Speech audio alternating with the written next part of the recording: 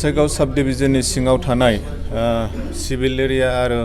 सान्थाल कल'निनि जेसेबांनाखि गावबुराफोर दङ गामि गोरायुं टटेल 109 जन गावबुराफोरनो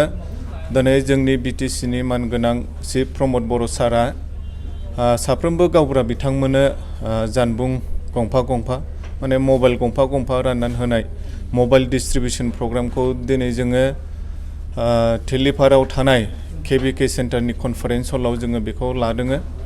आरो बेखौ लानायनि गुबै थांखिया बेनो जे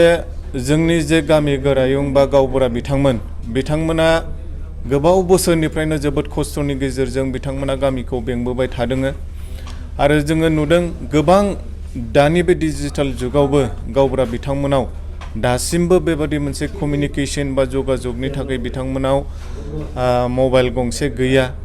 जायनि थाखाय जोङो समनि गेजेराव बिथांमोनखौ नांगौ जायोबाबो बा जोंनि रायजो राजा बिथांमोननो नांगौ जायोबाबो जोङो बिथांमोनखौ जगाजग खालामनो हाया जायनि थाखाय दिनै बे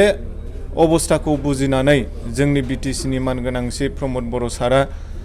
दिनै बे केबिकेनि कनफारेन्स हलाव बे 109 जन गावबुरा बिथांमोननो बे मबाइल डिस्ट्रिबिउशन बा राननानै होनाय प्रग्रामखौ बेवहाय लानाय जादों।